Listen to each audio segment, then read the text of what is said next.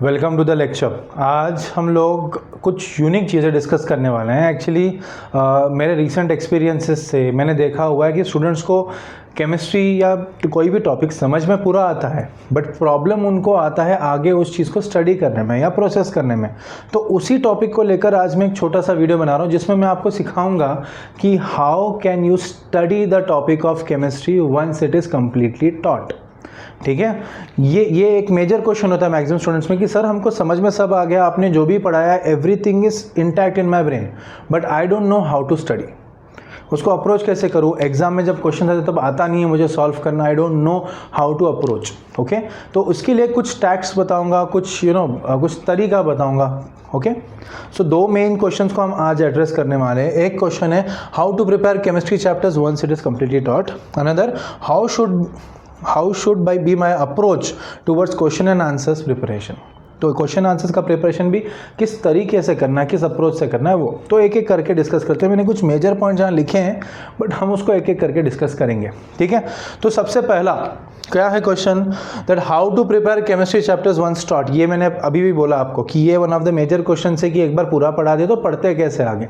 तो इसके लिए कुछ मेजर स्टेप्स हम फॉलो कर सकते हैं। 4 मेजर स्टेप्स हैं। एक, रीड द नोट्स और prepare your own notes. Second, read the textbook. Third, solve और attempt question answers. And fourth, test yourself. क्या क्या करना है, चलो एक एक करके देखते हैं। सबसे पहला क्या बोला है, रीड द नोट्स। अभी मुझे एक बात बताओ, जब मैं पढ़ाता हूँ आपको, जब आप लोग समझते हो तो आप ऑब्वियसली बोर्ड पे देख के लिखते हो, या मैं जो बता रहा हूँ वो इंपॉर्टेंट पॉइंट्स आप जॉट डाउन करते हो, वही बनते हैं नोट्स। उसी को बोलते हैं जॉट डाउन द पॉइंट्स। तो वो आपके नोट्स रेडी हो गए, राइट। अभी एक बार वो नोट्स रेडी होने के बाद ओके, समझ लो आज एक टॉपिक पढ़ा दिया है, ठीक है, वो कंप्लीट, आज चैप्टर कंप्लीट हो गया, तो आपके पास नोट्स पूरे चैप्टर के हैं। तो वो पूरे चैप्टर के नोट्स को आधा एक घंटा 2 घंटा बैठ के गो थ्रू करो। बट गो थ्रू करने के समय एक चीज़ का ख्याल रखना है आपने, that you don't just need to go through, मतलब फिर ऐसे रैंडमली रीड नहीं करना है, उसको पढ़ना है, समझना। अच्छा ये पॉइंट सर ने बताया था, ओके ये पॉइंट मैं नोट डाउन कर लेता हूँ, ये पॉइंट नोट डाउन कर लेता हूँ। ऐसी तरह से करना है चीज़ें। Okay, you have to read it and understand, समझना है क्या है। मतलब प्रिपेयर ऐसे करो कि भाई मैं एग्जाम के लिए प्रिपेयर कर रहा हूँ, एग्जाम के टाइम पे मुझे ये चीज़ याद रहनी चाहिए, उस तरह से दिमाग में रखना है, पहला चीज़। सेकंड, ये नोट्स का पूरा पैटर्न हो जाता है, उसके बाद आपको मूव करना है टेक्स्ट बुक की तरफ। हाँ, एक चीज़ एडिशनल पॉइंट मैंने देखो यहाँ पर लिखा हुआ है, प्रिपेयर योर ओन नोट्स। अगर आप लोग अपने नोट्स प्रिपेयर करने में ज़्यादा कंफर्टेबल हो तो वो तो और अच्छा है। मेरे नोट्स पढ़ लिए, उसके बाद टेक्स्ट बुक भी पढ़ लो वही टॉपिक का पूरा, और टेक्स्ट बुक पढ़ते पढ़ते आप खुद के नोट्स भी बना सकते हो। मतलब क्या करना है, एक पेज पढ़ना है, क्या समझ में आया वो टॉपिक्स के बारे में अपने वर्ड्स में, जैसे आप डिस्क्राइब कर सकते हो वैसे अपने वर्ड्स में लिखो, ताकि एग्जाम के समय you can actually read that notes and understand. हमारा हैंड रिटन नोट्स हमको बेटर समझ में आता है compare to textbook. That is the reason हम लोग नोट्स बनाते हैं। ठीक है, तो वो एक चीज़ आप कर सकते हो, खुद के नोट्स प्रिपेयर करना। ये आई थिंक ये थोड़ा स्ट्रॉन्ग टॉपिक है। ठीक है, अगर बना पाओ तो बहुत अच्छी बात है। और मेरे नोट्स जो दिए हुए मैंने, वो और टेक्स्ट बुक दोनों पढ़ने के बाद अगर नोट्स बनाओगे, उनका रेफरेंस लेकर और टेक्स्ट बुक का रेफरेंस लेकर, तो बढ़िया हो जाएगा, बहुत अच्छा हो जाएगा। ठीक है, उसके बाद थर्ड, अब पूरा चैप्टर सॉल्व कर लिया आपने, पूरा कर लिया। ठीक है, अभी हाँ, जब आप नोट्स पढ़ते हो या टेक्स्ट बुक पढ़ रहे हो तो पढ़ते पढ़ते ना बीच में न्यूमेरिकल्स लेता हूँ मैं, या टेक्स्ट बुक में न्यूमेरिकल्स दिए जाते हैं। तो what you should do is you should solve those numericals. ठीक है, वो टॉपिक के साथ में ही सॉल्व कर दो, उसको पेंडिंग मत रखो कि इसको तो बाद में करेंगे, एंड में करेंगे, नहीं, उसी टाइम पे न्यूमेरिकल्स कर दो। ठीक है, थोड़ा दिक्कत होगा, ओके, बट कंपैरेटिवली कम होगा। अगर एंड में करोगे सारे तो फिर आपको फॉर्मूलाज, एप्लीकेशन, कंसेप्ट सब साथ में बहुत बार याद नहीं रहता है इनिशियल टाइम में, इसलिए वो एक चीज़ आप कर सकते हो, मतलब साइड बाय साइड ही कर लो। जैसे फॉर एग्जांपल अभी हम लोगों ने आयनिक ड्रम लिया था, उसमें हम लोगों ने पीएच स्केल स्टडी किया था, तो पीएच स्केल में के बाद ना पीएच के एमसीक्यूज थे, मतलब उसके न्यूमेरिकल्स थे एमसीक्यू बेस्ड, या न्यूमेरिकल्स है, मैंने लिया हुआ है न्यूमेरिकल्स, तो वो न्यूमेरिकल्स खत्म कर दो उधर के उधर ही, राइट, उसी टाइम पे कर लो, इट बिकम्स ईजियर, राइट।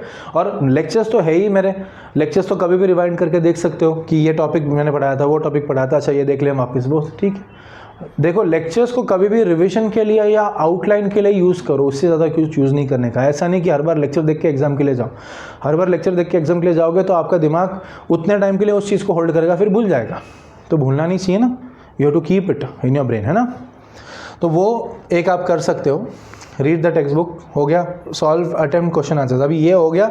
तो एक्सरसाइज में जो पीछे क्वेश्चन दिए हुए हैं फिलहाल अगर उतने भी अगर आप सॉल्व कर दो तो भी काफ़ी है। तो क्वेश्चन आंसर्स अटेम्प्ट करो, खुद के वर्ड्स में लिखो, ढूंढ कर लिखो, चलेगा। टेक्स्ट बुक में पैराग्राफ मार्क कर दिया, यहाँ से यहाँ तक आंसर है, बट यहाँ से यहाँ तक आंसर होने के बाद क्या, उसको वैसे का वैसे नहीं लिखते हैं, वैसे वैसे नहीं छापना है उसको। You need to read and understand and write in your own words, but technical terms को चेंज नहीं करते। ओके, टेक्निकल टर्म्स को चेंज नहीं करेंगे, उसका मतलब नहीं लिखते बैठना है। टेक्निकल टर्म मतलब वो पर्टिकुलर टर्म आपको यूज़ करना ही पड़ेगा। जैसे वैकेंसी डिफेक्ट में वैकेंसी वर्ड यूज़ करना पड़ेगा, एम्प्टिंग डिफेक्ट ऐसा कुछ फालतू का नहीं लिखने का, ठीक है। ये होता है, स्टूडेंट्स करते हैं इसलिए बता रहा हूँ। और एंड में ये पूरा होने के बाद आप प्रिपेयर खुद को फील करोगे, एक बार सब गो थ्रू करने के बाद खुद का ही टेस्ट ले लो। ऑनलाइन ढेर सारे टेस्ट अवेलेबल है, हमारा ऐप भी हम बना रहे हैं, तो उस ऐप में भी हम बहुत सारे टेस्ट डालेंगे। तो वो टेस्ट आप लेकर खुद को ही चेक कर सकते हो कि आपको कितना आ रहा है और कितना नहीं, ठीक है। इनके अलावा ये तो मैंने इसमें लिखा था कि चैप्टर पूरी तरह से वन स्टॉट लिखा है ना, पूरी तरह से हो गया तो क्या करना है। बट इससे एक बेटर चीज़ बताना चाहूँगा कि चैप्टर पूरा होने के लिए रुकना क्यों है। एवरी लेक्चर के बाद आप पढ़ सकते हो ना, right. Same pattern every lecture के बाद फॉलो करो। मतलब क्या करना है, एक लेक्चर में क्या क्या टॉपिक्स पढ़ा है आप देख सकते हो। मैंने क्या क्या इनलिस्ट किया हुआ है ना, सब टॉपिक्स में स्टार्टिंग में इनलिस्ट करता हूँ, उसके बाद पढ़ाया है, उसमें पढ़ते पढ़ते आपने भी नोट्स बनाए, या लेक्चर को रिवाइंड करके पीछे जाकर आप वापस से देखकर सारे नोट्स कॉपी डाउन कर सकते हो पीपीटी में से। वो एक बार कॉपी डाउन करने के बाद वो नोट्स पढ़ो, प्रिपेयर करो। रोज़ का रोज़ करना है, ये रोज़ का रोज़ करना है, तो प्रिपेयर कर लो। ख़त्म किया प्रिपरेशन एकदम अच्छे से नोट्स में से, उसके बाद आप चाहो तो टेक्स्ट बुक रीड करो, चाहो नहीं, सॉरी, टेक्स्ट बुक रीड करना ही पड़ेगा, ठीक है। टेक्स्ट बुक रीड करो उसी टॉपिक को लेकर, और उसमें से आप चाहो तो खुद के नोट्स भी बना सकते हो, नहीं बनाया आपकी मर्जी, बट मैं तो रिकमेंड करूंगा कि आपके नोट्स खुद के बनाओ, बहुत ज़्यादा इफेक्टिव होते हैं, ठीक है। एक बार वो नोट्स बना दिया आपने टेक्स्ट बुक में से, खुद के नोट्स बन गए, उसके बाद उतने ही टॉपिक को लेकर क्वेश्चन आंसर सॉल्व करो। अगर आपके पास क्वेश्चन आंसर्स नहीं आपको मिल रहे तो मुझसे पूछो, मैं बता दूंगा कौन से क्वेश्चन आंसर्स। रादर मैं एक काम करता हूँ, अगले लेक्चर से ना हम लोग एक नया चीज़, उसमें नया स्लाइड इंक्लूड करेंगे। तो इसके ऊपर, ये टॉपिक के ऊपर मैं 4 से 5 क्वेश्चन खुद ही दे दूंगा आपको एंड में, तो वो क्वेश्चन आप बैठकर सॉल्व कर सकते हो, तो आपका वो प्रिपरेशन भी हो जाएगा क्वेश्चन आंसर्स का, राइट। ये मैं कर सकता हूँ। एंड बाद में टेस्ट करो खुद को, उसी बेसिस पे चैट जीपीटी पे या गूगल पे वगैरह आप कुछ क्वेश्चन सर्च करो, आपको मिल जाएंगे, और खुद सॉल्व करके देखो कि कितना आ रहा है और कितना नहीं, राइट। तो ये हर लेक्चर के बाद आप कर सकते हो। और अगर फॉर एग्जांपल आपका वो टॉपिक खत्म हो जाता है पढ़ाकर, मेरा पूरा टॉपिक फिनिश हो जाता है पढ़ाकर, उसके बाद you can do this also. मतलब आप क्या कर सकते हो, जो एक्सरसाइज के जो क्वेश्चन है ना, उसको पूरा लिख कर ले लो पूरा, क्योंकि बोर्ड्स का क्या कहना है ना कि आपके टेक्स्ट बुक के पीछे से 80% क्वेश्चन हम डालेंगे, तो 80% तो वहीं पर मिल रहा है आपको।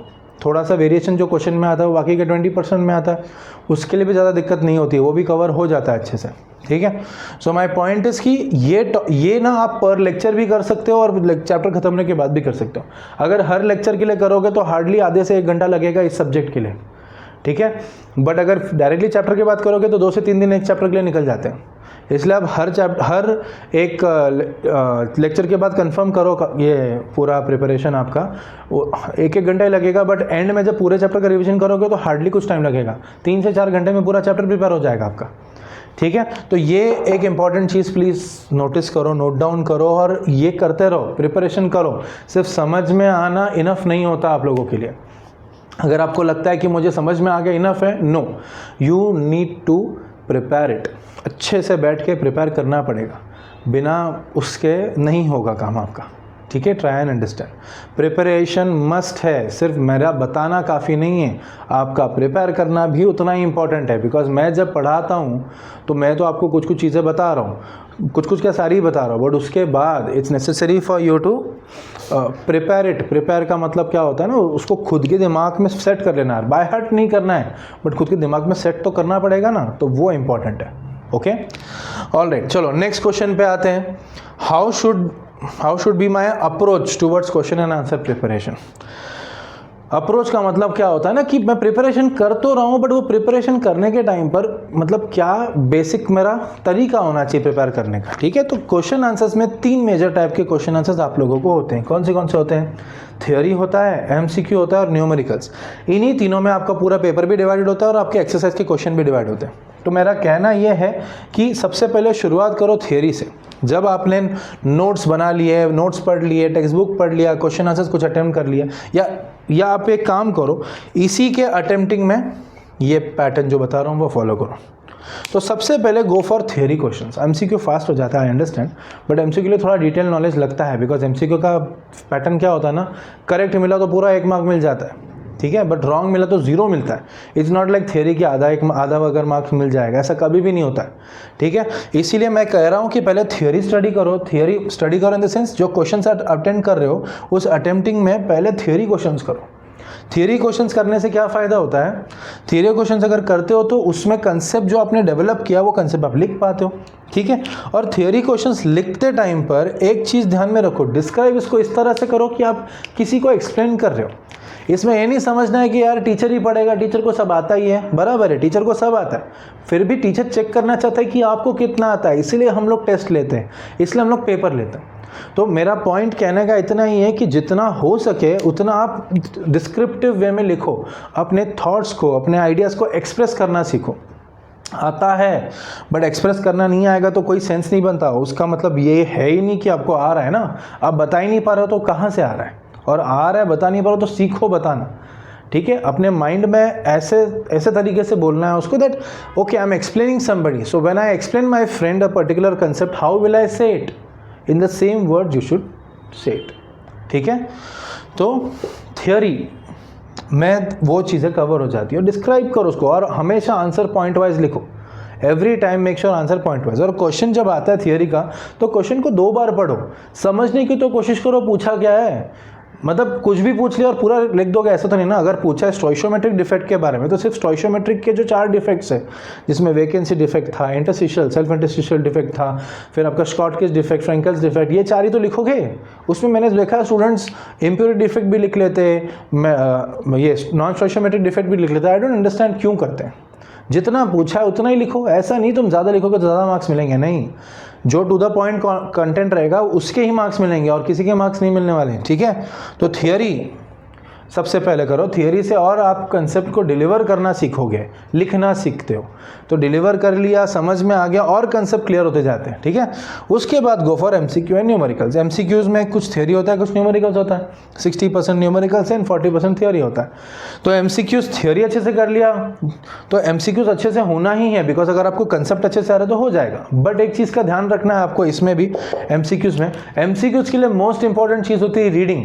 जितना आप टेक्स्ट बुक पढ़ोगे, प्रिपरेशन के लिए रीड किया वो अलग है, बट टेक्स्ट बुक ऐसे ही रीड करते रहो, जब भी चांस मिलता है रीड करो। जितना आप टेक्स्ट बुक रीड करोगे उतना एमसीक्यूज इजी हो जाएगा, because it's like fill in the blanks या it's like basic concepts, 1 sentence वगैरह। आपने नोटिस किया होगा आपके 1 सेंटेंसेस में एमसीक्यूज में ढेर सारे मार्क्स जाते हैं, और तुम्हारे क्लास का जो टॉपर रहेगा वो एमसीक्यूज और 1 सेंटेंस में ही हायर स्कोर करता है, जिसकी वजह से उसका स्कोर अपने आप आगे चले जाता है। आप मेहनत करते हो बट आपके एमसीक्यूज 1 सेंटेंस में गलत हो जाते हो। आपको you have to make sure कि आप लोगों को ऑब्जेक्टिव में तो पूरा मिले, तो उसके लिए थोड़ा सा मेहनत करना पड़ेगा, थोड़ा रीडिंग वगैरह ज़्यादा रखो, ठीक है।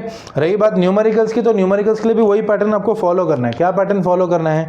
You need to read the question twice, इधर भी और इधर भी, सब जगह पे 2 बार रीड करना है। न्यूमेरिकल्स तो मैं करवाता भी आपको उसी तरीके से हूँ, एक बार ब्लाइंडली पढ़ते हैं हम लोग, दूसरी बार रीड करते हैं, और दूसरी बार रीड करने के बाद उसका हम लोग डेटा निकालते, देखते हैं हम लोगों को कि ये बोला है, ये पॉइंट बोला है, सारे एनालिस्ट कर दिया और कौन सा फॉर्मूला लगता है वो जो कंटेंट है मेरे पास उसके बेसिस पे नहीं निकालते, क्वेश्चन में क्या पूछा उस बेसिस पे निकालना है। क्योंकि कभी कभी आपने देखा, अभी हमने आयनिक इक्विलिब्रियम जब लिया था तो उसमें आपने ये चीज़ नोटिस की थी कि हमको कंटेंट कुछ दिया था और हमको वैल्यू फाइंड आउट करना था कि वो प्रेसिपिटेट होगा या नहीं। बट प्रेसिपिटेशन के लिए हमको फाइंड आउट करना पड़ता है कि आयनिक प्रोडक्ट ग्रेटर है या केएसपी ग्रेटर है, उसके लिए वही फाइंड आउट करना पड़ता है ना।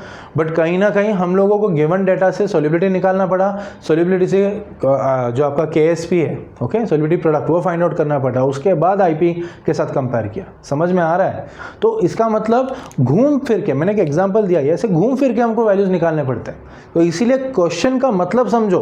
अगर वो बोलेंगे अरे यार ये सारा डेटा दिया हुआ है बट इससे मैं आईपी कैसे निकालूं, बराबर, ये क्वेश्चन आना ही है, तो आपको घूम के भी निकालना पड़ता है। तो ये 8th और 10th तो रहा नहीं है जो डायरेक्ट क्वेश्चन देंगे, डेटा एनालाइज कर दिया और आंसर निकाल लिया फॉर्मूला से, ऐसा नहीं है, थोड़ा लॉजिक भी लगाना पड़ेगा आपको यहाँ पर, ठीक है। तो इसीलिए कंपलसरी है कि आप लोग न्यूमेरिकल्स में उसको अच्छे से रीड करो, समझो कि न्यूमेरिकल में पूछा क्या गया है, ठीक है, ट्राई टू अंडरस्टैंड कि ओके ये क्वेश्चन पूछा, ओके ये पॉइंट पूछा, ये पॉइंट पूछा, वो पूछा, ओके तो ये सब मुझे फाइंड आउट करना है, किस तरह से फाइंड आउट करूँगा वो अप्रोच रहना चाहिए। ठीक है, और एक इंपॉर्टेंट चीज़ न्यूमेरिकल्स के बारे में कहना चाहूँगा मैं कि जैसे आपको न्यूमेरिकल सिखाया जाए, जिस दिन सिखाया जाए उस दिन का उस दिन वो न्यूमेरिकल्स कंप्लीट हो जाना चाहिए तुम्हारा प्रिपरेशन करके। फिर से भले तुम वही न्यूमेरिकल करो जो मैंने आपको सिखाया था, सेम टू सेम करो, कोई दिक्कत नहीं है। थोड़ा वेरिएशन चाहिए तो उसके बस नंबर्स वैल्यूज चेंज कर दो और फिर सॉल्व करो, देखो क्या आता है आंसर। और भी वेरिएशन चाहिए तो और क्वेश्चंस ढूंढो, फिर मिलेंगे। और कुछ क्वेश्चंस मेरे ऐप पे भी रहेंगे, हम जो बना रहे हैं ऐप उस पर रहेंगे क्वेश्चन, उस पर तब सॉल्व कर सकते हो। तो मेरा पॉइंट कहने का आपको ये है कि जितना आप क्वेश्चंस प्रैक्टिस करोगे उतना आपके लिए बेटर रहेगा, उतना आपके लिए अच्छा होगा। ठीक है, उतना ही स्ट्रांग बनेगा आपका concept. It's like you know, जैसे थेरेटिकली सुनने में, सीखने में हर एक चीज़ सही लगती है। जैसे फॉर एग्जांपल विराट कोहली जो है वो ये करता है, वो प्रैक्टिस करता है ना क्रिकेट, वो उसको समझा है सारे शॉट्स कैसे मारने, उसने देखा भी है ऐसे मारते हैं वैसे मारते हैं, बट उसके बाद जब तक वो प्रैक्टिस नहीं करेगा तब तक क्या वो खेल पाएगा एक्चुअल मैच में? नहीं खेल पाएगा ना। वैसे ही it's necessary for you to practise each and every question. ठीक है, जितना प्रैक्टिस करोगे उतना स्ट्रेंथ तुम्हारा बढ़ेगा, मतलब ब्रेन का स्ट्रेंथ बढ़ेगा कि ओके इसमें ये लिखना है, इसमें वो लिखना है, तो धीरे धीरे समझ में आता है ना। प्रैक्टिस करते समय डिफिकल्टी होती है तो आप लोग हमसे पूछते ही हो, तो जैसे आप पूछोगे तो ऑटोमेटिकली मैं जवाब दूंगा ना, तो उससे आपका कंसेप्ट और क्लियर हो जाएगा। आ रहा है समझ में? तो प्लीज़ ये चीज़ों का ख्याल रखो, बाकी कोई दिक्कत नहीं है। तो ये 2 क्वेश्चंस मैंने आज आपको आंसर किए, जो बताया है कि किस तरह से चैप्टर कंप्लीट हो गया तो कैसे पढ़ना है, कैसे प्रिपेयर करना है, और अगर लेक्चर वाइज भी कैसे प्रिपेयर करना है उसके लिए भी यही मेथड यूज़ करना है। और जब आप क्वेश्चन सॉल्व करें तो किस पैटर्न से अप्रोच रखोगे वो भी मैंने आपको बताया है। तो ये 2 मेन चीज़ें हैं जो बच्चों को डिफ़िकल्टी देती है, मतलब स्टूडेंट्स को आते हुए सब कुछ भी मार्क्स कम हो जाते हैं, यही रीज़न है उसके लिए। अगर आप उनमें से हो कि सर मैं सब पढ़ रहा हूँ, बैठ कर सब कर रही हूँ या कर रहा हूँ, हर एक चीज़ 10-10 बार हो रही है बट उसके बाद भी मुझे रिजल्ट नहीं आ रहा, तो ये मेथड फॉलो करके देखो। और अगर यही मेथड आप फॉलो करो उसके बाद भी आपको रिजल्ट नहीं आ रहा है तो प्लीज़ कमेंट सेक्शन में मेंशन करो, I tell you more techniques. अभी ये तो एक बेसिक मेथड मैंने बता दिया आपको जो मैक्सिमम स्टूडेंट्स पे अप्लाई होता है, बट ज़रूरी नहीं है कि सब पे अप्लाई हो तो आप पे भी अप्लाई। आप यूनिक हो सकते हो, बेटर हो सकते हो, जिसकी वजह से ये मेथड आप पे शायद काम ना करे। तो हम लोग इससे बेटर मेथड भी आपको बताएंगे। प्लीज़ कमेंट सेक्शन में मेंशन करो कि कौन सा मेथड आप कौन सा मेथड यूज़ करते हो, ये नहीं तो और कौन सा, और ये कर रहे हो तो सिर्फ थम्स अप भेज दो कमेंट सेक्शन में, मैं समझ जाऊंगा। और अगर ये मेथड यूज़ नहीं हो रहा है, चल नहीं रहा है, तो प्लीज़ वो भी मेंशन करो, we will talk something new. Okay, और हम लोग ऐसे एक सेशन बना देंगे ताकि आप लोग थोड़ा कॉन्फिडेंट फील करें, बेटर रहे आपके लिए। ठीक है, चलो आज के लिए इतना ही। Thank you so much, thank you guys.